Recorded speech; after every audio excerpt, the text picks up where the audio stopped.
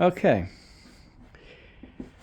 What I wanted to show you now basically is the top.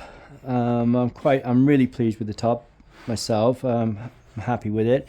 I don't know if you remember from the video, we were putting in a patch in here, so you could just see that patch there, and that was all lifted, and so that's now down flat.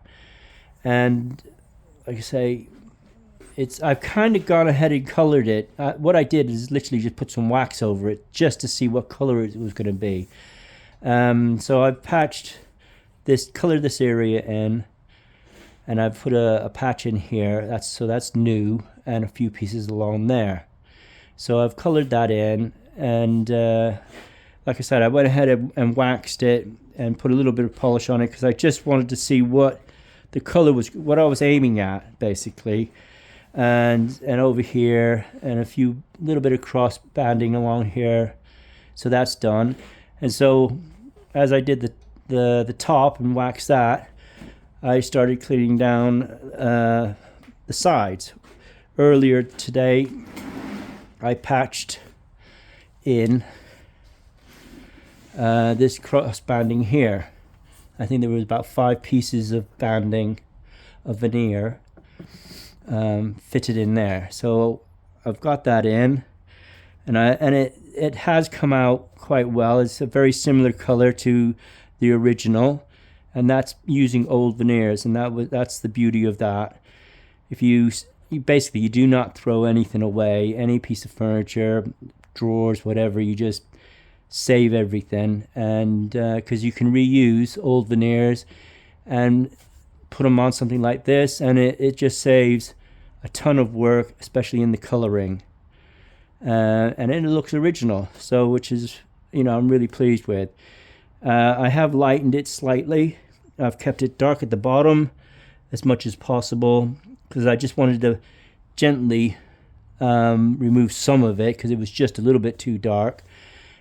Keeping it dark at the top, you got to imagine someone just coming around and cleaning this every day, and they're not going to go up into the moldings and around these edges. They just do that central area, and that's why you get that darkness around, because when someone cleans it, it's just that. So that's what I wanted to show you. The patching completed, and the top completed. I'm hoping, this is a trade piece, so I'm hoping the dealer's gonna be pleased with the color and how far I've taken it. And so what I have to do now, if I can lift it up, well, we've done this side as well, so this side was slightly dark, quite a bit darker, so I've lightened it a little bit, still keeping it darker than the other side, but it's just one of those things that you just want to kind of you want this to look like it's not ever been touched, and that's the plan. That's what I'm aiming at. So I'm going to just lift this up onto the bench, and I wanted to show you the process of doing molding, planing in the molding. So what I use is I've got 3 old molding planes, and they're just the curved ones. As you can see, it's just a curve, and I use these just for this stuff, nothing else. I don't have any more molding planes, just these 3. Everything else is either done by a router or hand carved or whatever. But what I'll do is I'll show you. You can see I started. So now we've fixed it on. I've sanded the front edge here all along. So now I need to start running this in. So basically get a close shape, and that's all we're taking out is this section here. And the rest will be rounded over with a small hand plane. But so it's just that. So if you they're hard to use. Oops. My phone went. Then once you get the hang of it, then you have to come from both sides, and oh god, doing that. You just got to gently do it,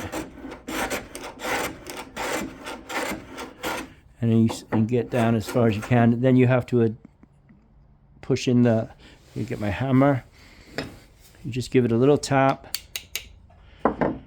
This is how they used to make all the moldings, like this. They would make their own molding planes just for this a certain job. But that's it. So I won't keep this going for too long, but that's basically how I make cross grain molding. So when it's all finished, I've got to do the outside, well, both returns, this side and the other side. And once I've done that, it's a case of getting it colored in to match that. So I'll show you what it's like when I finish. Okay, thank you.